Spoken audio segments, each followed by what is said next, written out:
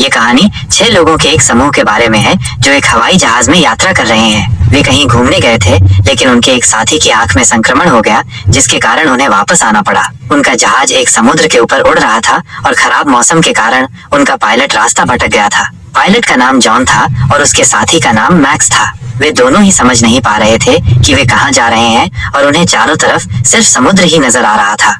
आगे हम देखते हैं कि इस समुद्र में एक ऐसा टापू भी था जहाँ पर सिर्फ लड़कियां ही रहती थीं। ये लड़कियां जवान और बेहद खूबसूरत थीं। उधर वो जहाज लगातार आगे बढ़ रहा था, पर क्योंकि वो लोग काफी देर से यूं ही भटक रहे थे, तो उनके जहाज का फ्यूल भी खत्म होने लगा था। यहाँ तक कि जहाज का कंपास भी खराब हो चुका था और उनका रेडियो भी काम नहीं कर रहा था। जॉन को पता था कि ये जहाज ज्यादा देर तक नहीं उड़ सकता, इसलिए वो उसे किसी भी जगह पर लैंड करवाना चाहता था। इसी बीच विल नाम के एक आदमी को एक टापू नजर आता है, जिसके बाद जॉन जहाज को उसी टापू पर लैंड कराने का फैसला करता है। और ये वही टापू था जहाँ पर वो लड़कियां रहती थीं।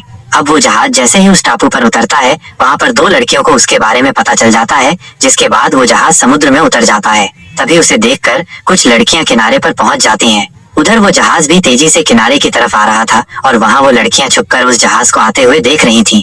और तभी उनके देखते ही देखते वो जहाज किनारे पर पहुंच जाता है। फिर किनारे पर आते ही सबसे पहले डैनी नीचे उतरता है और उसके पीछे पीछे माइक उतरता है। अब नीचे आते ही डैनी आसपास देखने लगता है। उधर स्टू, जिसकी आंखों पर पट्टी लगी हुई थी, वो भी उनके पीछे पीछे नीचे उतर गया था। उन सभी को लग रहा था कि इस टापू पर जरूर कोई तो रहता होगा और वो इनकी मदद जरूर करेगा। उधर डैनी अभी भी इधर उधर देख रहा था और तभी वो एक पिग को देखते ही उसे गोली मार देता है। थोड़ी देर बाद रात हो जाती है और सभी लोग किनारे पर ही सोने का फैसला करते हैं। वहीं देव बाथरूम करने के लिए जब एक कोने पे जाता है, तो वहाँ पर उसे एक इंसानी खोपड़ी नजर आती है, जिसको देखकर वो जोर जोर से चिल्लाने लगता है। तभी उसकी आवाज सुनकर उसके सभी साथी उसके पास आते हैं, जहाँ उस खोपड़ी को देखकर सभी को लगता है कि यहाँ पर आदिवासी हो सकते हैं और उन्होंने ही किसी को मारा होगा। अगली सुबह टापू पर हम डायना नाम की एक लड़की को देखते हैं, जो कि प्रार्थना कर रही थी। उसके पास और भी लड़कियां थीं। लड़कियां बैठी हुई थीं। दरअसल वो अपनी देवी से कह रही थीं कि टापू पर कई सारे आदमी आ चुके हैं और अब सिर्फ तुम ही हो जो उनसे हमें बचा सकती हो। हम देखते हैं कि डायना इन लड़कियों के ग्रुप की मुखिया थी। उधर विल और मैक्स एक टीम बनाकर पीने का पानी ढूंढने लगते हैं। वहीं एक टीम माइक और डैनी ने भी बना रखी थी और ये दोनों भी पीने का पानी ढूंढ रहे थे। और वहीं जहाज में केवल डेविड और स्टू ही बचे थे। अब वो दोनों बातें कर ही रहे थे कि तभी एक आदिमानव उनके पास आता है और डेविड उसे देखते ही गोली मार देता है। उधर विल और मैक्स आगे बढ़ रहे थे कि तभी उन्हें एक फ्लेयर गन की आवाज सुनाई देती है।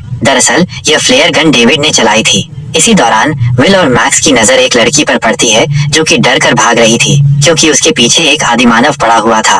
तभी उस लड़की की नजर जैसे ही उन दोनों पर पड़ती है, तो वो डर कर दूसरी तरफ भागने लगती है। तभी विल भी उस लड़की के पीछे जाने लगता है, जबकि मैक्स गोली चलाकर उस आदिमानव को मार देता है। उधर वो लड़की लगातार भाग रही थी। तभी विल उसे दबोच लेता है, लेकिन वो लड़की उसका हाथ काटकर वहाँ से भाग जाती है। दूसरी तरफ माइक और डैनी भी एक लड़की को देखते हैं, पर इससे पहले कि वो उससे कुछ बात करते, वो लड़की डरकर वहाँ से भाग जाती है। वहीं विल और मैक्स एक जाल में फंस जाते हैं और ये जाल उन लड़कियों ने ही उन पर फेंका था। उन लड़कियों ने इन दोनों को घेर लिया था और डायना इन दोनों को मारना चाहती थी, पर तभी वहाँ पर माया आकर कहती है कि इन दोनों को मत मारो, क्योंकि इन्होंने मुझे आदिमानव से बचाया था। अब माया की बात सुनकर डायना वहाँ से चली जाती है, जिसके बाद माया भी उनका जाल काटकर वहाँ से चली जाती है और वो दोनों आदमी बाहर निकल आते हैं। आगे डैनी और माइक उसी जगह पर पहुँच जाते हैं जहाँ पर कुछ देर पहले डायना प्रार्थना कर रही थी। उधर विल और मैक्स अपने जहाज के पास पहुँच जाते हैं और तभी उसमें से उस आदिमानव की लाश नीचे गिरती है।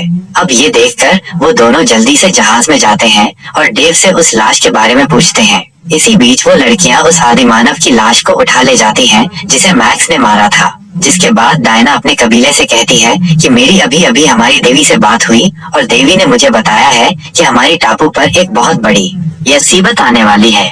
अब डायना की बात सुनकर सभी लड़कियां डर जाती हैं। वहीं रात को सभी लोग समुद्र के किनारे ही सोते हैं और फिर सुबह होते ही देव उस आदिमानव की कब्र तैयार करने लगता है, जिसको उसने गोली से मार डाला था। अब इससे पहले कि वो उस आदिमानव को दफना पाता, उसके सामने वो लड़कियां आ जाती हैं। वहीं उनको देखकर बाकी के दोस्त भी देव के पास आ जाते हैं। तभी वो लड़कियां उनसे उस आदिमानव की लाश मांगती हैं और वो लोग उन्हें वो लाश दे देते हैं, जिसको लेकर वो लड़कियां वहाँ से चली जाती हैं। तभी मैक्स उनसे कहता है कि हमें इन सभी लड़कियों से दोस्ती कर लेनी चाहिए, ताकि हम उनकी मदद से इस टापू से निकल सकें। अब मैक्स की बात सभी को पसंद आती है। सभी इस टापू से निकलना चाहते थे, लेकिन ना तो उनके जहाज में ज्यादा फ्यूल था और न ही दिशा दिखाने वाला कंपास काम कर रहा था। इन्हीं कारणों के चलते ये लोग यहाँ से निकल नहीं पा रहे थे। वहीं माइक को भी मैक्स की बात पसंद आती है। आगे वो जहाज में से कुछ बर्तन और कपड़े उठा लाता है ताकि वो इन्हें उन लड़कियों को तोहफे में देकर उनकी मदद ले सकें।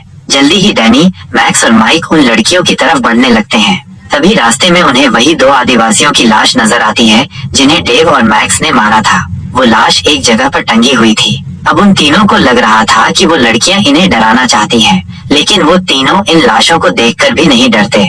इसी दौरान डैनी और माइक ने एक लड़की देखी थी तो वो उसी जगह पर पहुंच जाते हैं जहां पर वो सभी लड़कियां प्रार्थना करती थी।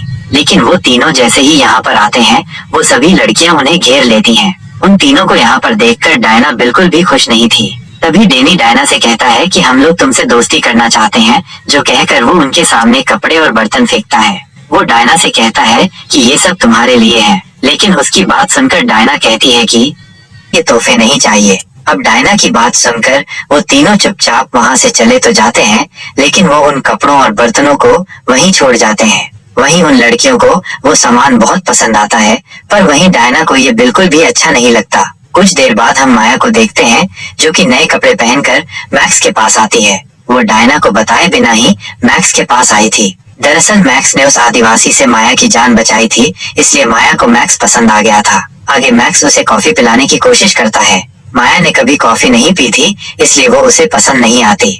कुछ देर बाद सभी लड़कियां प्रार्थना वाली जगह पर इकट्ठा हो जाती हैं। इसी दौरान माया सबको बताने लगती है कि मुझे मैक्स से प्यार हो गया है, पर इसी दौरान वहाँ पर डायना आ जाती है। वो सबको बताती है कि मेरी अभी अभी देवी से बात हुई है और देवी ने मुझे कहा है कि हमें उन आदमियों से दोस्ती कर लेनी चाहिए और उनकी मदद से इन आदिवासी को खत्म कर देना चाहिए। फिर जब हम उन आदिवासियों को मार देंगे उसके बाद हम उन आदमियों को भी मार डालेंगे। वहीं डायना की बात सुनकर सभी लड़कियां हैरान हो जाती हैं, क्योंकि वो सभी लड़कियां तो उन लड़कों के साथ दोस्ती करके उनके साथ घनिष्ठ होना चाहती थीं, लेकिन डायना की बात सुनकर वो सभी लड़कियां दुखी हो जाती हैं। कुछ देर बाद डैनी और मैक्स किनारे पर बैठकर बातें कर रहे थे।